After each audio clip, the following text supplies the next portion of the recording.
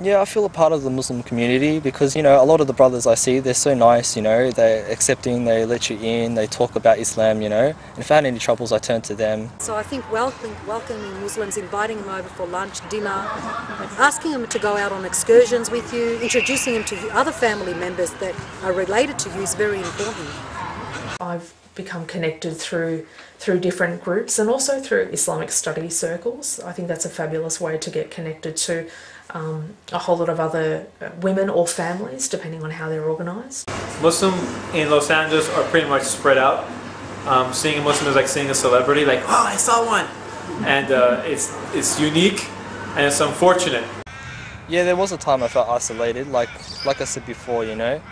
Being Aussie, it's hard to connect with other different nationalities.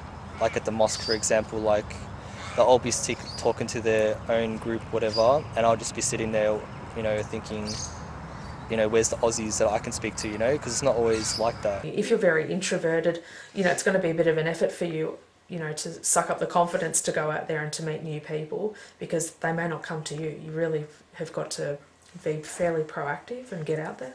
There's so many Muslim women out there that are professionals that you can contact, and people put you onto people, people introduce you to people. So once you get in contact with professionals, or once you ring up even a bookstore or a clothing shop, most likely they would know someone to introduce you to or to pass you on to. It doesn't have to be someone that's highly educated in the religion or someone that professionally call themselves an imam.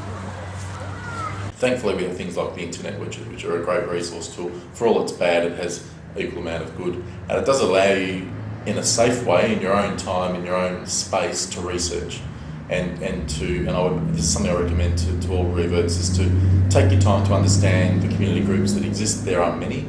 There are community groups for everyone. There's not just one single group. It's important to find a group and a group of people, or even indeed a mosque that you're comfortable with, that you can identify with, that you can understand and be part of. And you don't need to rush that. You can go and experience all of those different groups, the different mosques, the different organisations that are out there, without leaping in head first. You can dip in and out, understand them, get comfortable, and then decide on the 1, 2, 3 or 4 or however many organisations you want to be part of and support. And that was my journey. I dipped in and out of a few, sat back, had lots of discussions with lots of people and formed views over a period of time.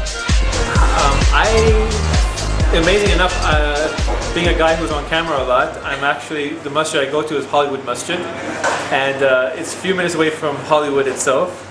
And I actually meet, sometimes you come across like stars that became Muslim. And everyone from Napoleon, I've sat in the same Jummah with Jermaine Jackson, and this only happens in Los Angeles. So my community itself is amazing because we don't have, like, of course you go to some communities, you have the Afghani masjid, the Pakistani masjid, but the one masjid that I go to is actually what they call the convert masjid, because a lot of converts go there. So it's kind of like I fit in.